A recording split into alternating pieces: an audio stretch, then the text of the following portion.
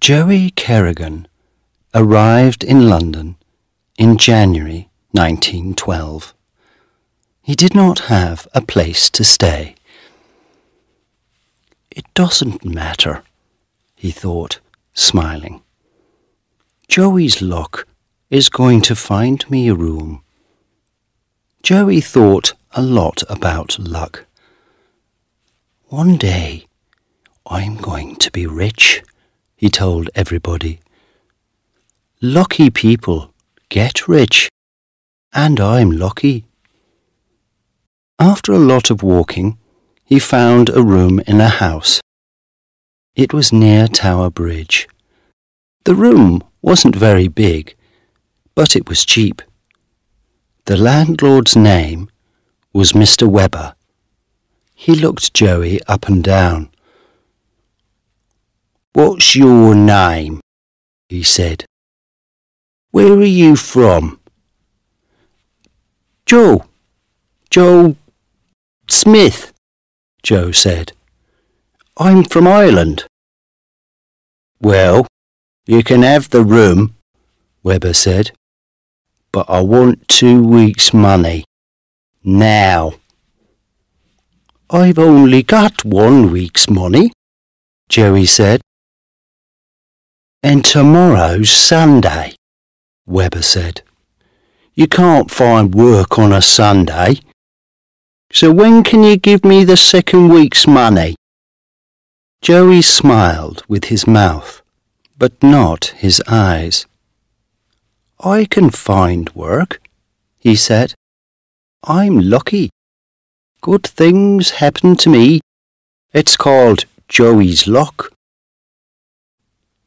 On Sunday, Joey stayed in bed all morning, and in the afternoon he went for a walk. After an hour, he took a bag from a woman in Fleet Street. The woman shouted, "Stop! Stop!" But Joey was now 50 meters away, and there were no other people near. Joey laughed and ran down a little street, then between 2 tall buildings down to the river. He stopped and opened the bag. There was some money in it, but not very much. He took the money out, then put the bag into the river. Later that day, he walked past a bookshop.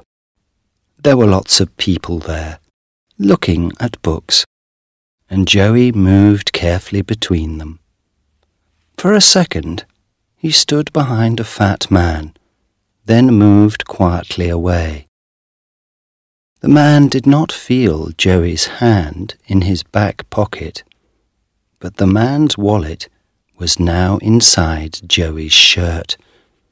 It was a big, fat wallet, and when he got back to the house, he gave the landlord the 2nd week's money for the room. "You found work on a Sunday?" Webber said. "Where? Who with?" Joey smiled. "I told you. I'm lucky. Joey's luck." For the next 3 months, Joey Kerrigan walked the streets of London most days. He stole handbags from women or things from shops, and he took wallets from men's pockets. One morning, at the beginning of April, he took a wallet from the pocket of an old man with a red face. Joey was usually a very good pickpocket. People never knew anything about it. But not that morning. The man with the red face was quick. He turned, saw Joey, and shouted, "Hey, you! That's my wallet! Come back here!" But Joey was a good runner too. In 2 seconds he was round the corner into another street, then round another corner, and then he jumped onto a bus. "Joey's luck," Joey said, laughing. There was more luck for Joey that week. He first learned about Theo Goldman's money in a pub near his landlord's house. Webber went to the pub most evenings and sat with his friend Goldman. Goldman had a shop not far from the pub. He bought and sold a lot of different things: tables, chairs, beds, clocks, watches, books, pictures. When Joey went into the pub that evening, he saw Webber and Goldman at a table near the window. There were a lot of people in the pub. Joey bought a drink, then found a chair near Webber and Goldman. They did not see him. Joey sat with his back to them and listened. "But I need money to buy things when people bring them in," Goldman said.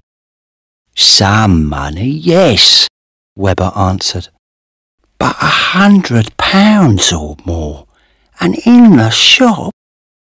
No, Theo." "It's not in the shop," Goldman said. "It's in my room at the back." "Do you have a good place to put it?" Webber said. Goldman laughed. "A very good place," he said. Joey sat with his drink, thinking. He knew Goldman's shop because it was in the same street as Webber's house. Joey often walked past it. £100 or more. "I'm going to get that £100, he thought. "Then I can do anything. Perhaps begin a new life in America." He smiled. Joey's luck again. So the money was in the room at the back, in a very good place. But where was that place? The next morning, Joey walked slowly past Goldman's shop. He did not go in, but looked through the window. The old man was in the shop, but he did not see Joey. Joey saw an open door to the room at the back of the shop. Through the door, he could see a table, 2 chairs, and a big cupboard. Was Goldman's money in that cupboard? Suddenly, the old man looked up, and Joey quickly turned and walked away. He did not go to bed that night. He put all his things into a bag, sat in an armchair, and waited. Midnight came and went. At 2 o'clock in the morning, he went down the stairs and out of the house. It was a cold night, and Joey looked up at the moon in the sky. "Are you a lucky moon?" he said, smiling. "Joey's lucky moon." He walked to Goldman's shop and looked round. Nobody was in the street.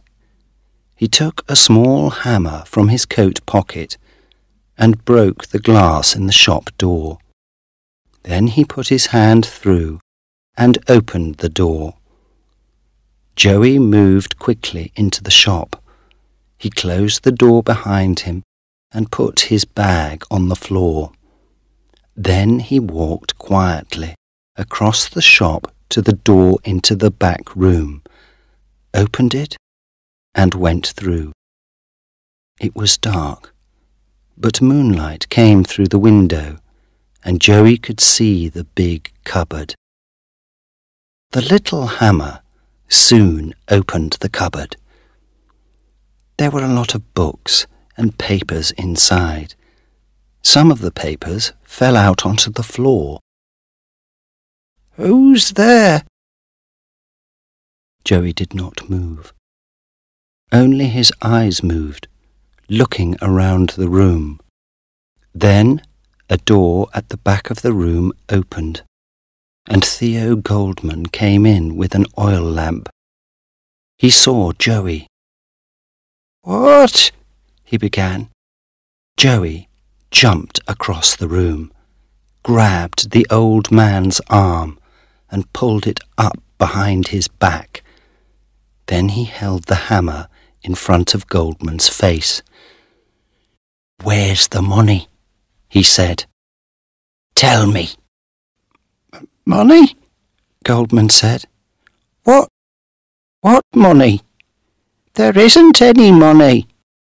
"Yes, there is," Joey said.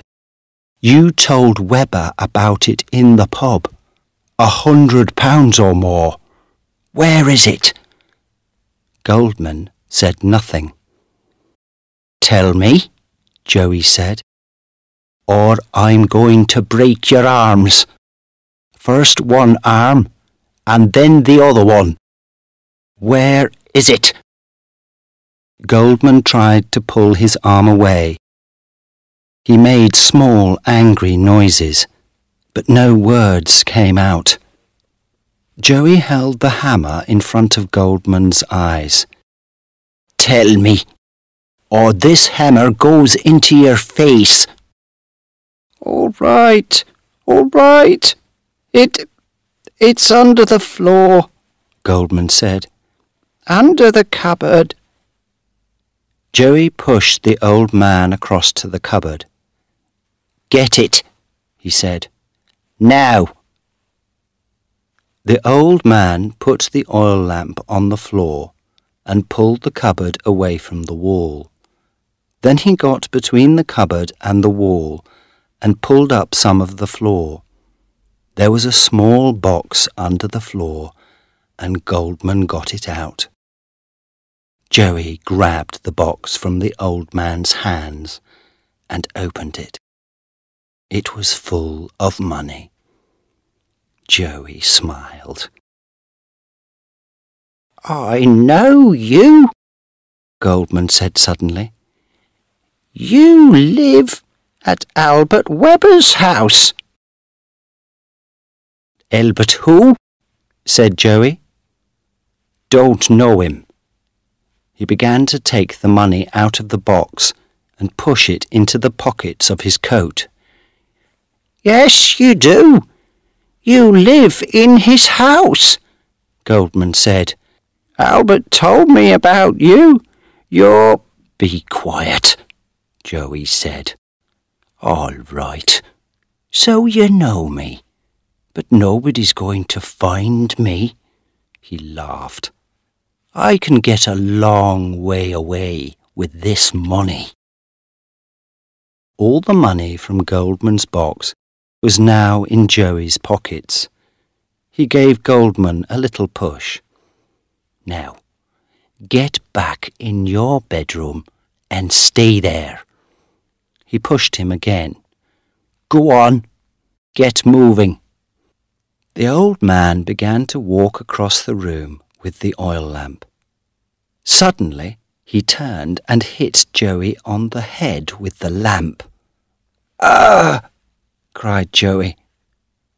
The lamp broke and fell on the floor, next to the papers from the cupboard. The oil from the lamp ran across the floor, carrying the flames to the papers.